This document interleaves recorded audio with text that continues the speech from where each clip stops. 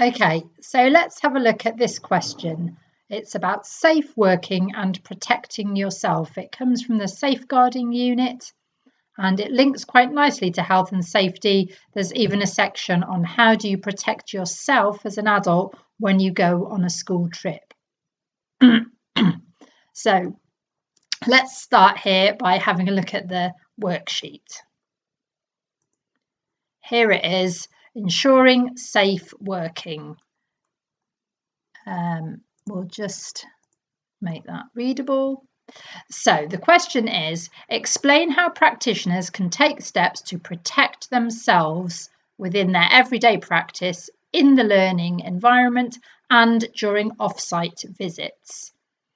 So I've given you 5 little scenarios or ideas to have a look at, 5 different ones.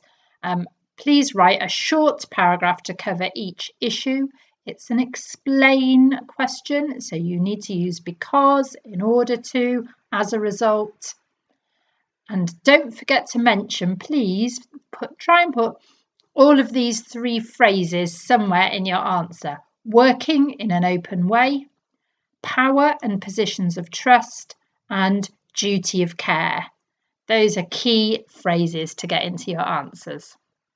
So let's have a look at our different situations. First one is physical contact or intimate personal care.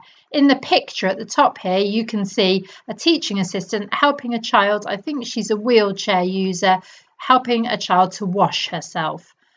This may not even be relevant for children with special needs. Any child can wet themselves or have their water poured over them by accident in the classroom.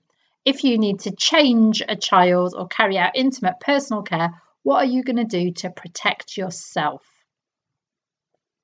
Photography and video. In school, you need to be aware of not using your own phone and which children are or are not allowed to have photographs or videos taken. Going on off-site visits. Whenever we discuss this, it always comes down to how do you take children to the toilet when you're out on a trip? That would be a good issue to talk about. This one's interesting. Gifts and rewards. Is that you giving presents or gifts or bribes to the children? Or is it about the children bringing in presents for the staff? And this one's, I think, relevant to teaching assistants. Social contact outside of the workplace. You've often got 2 hats on. You might be a teaching assistant, but you're also a parent of a child and could end up in a social setting celebrating a birthday party or with other parents and families who have children at the school. So how do you protect yourself in that sort of situation? To help you, there are 2 documents on Moodle. Let's go and have a look at those. So this one basically has all the answers that you need in it. It's called Safer Recruitment. We'll have a look at that first. So here it is, and there's a list of a whole set of different situations. If you don't like the ones that I've chosen, you can choose 5 of your own. So for example, here's gifts, rewards, favoritism and exclusion on page 9. Let's have a look.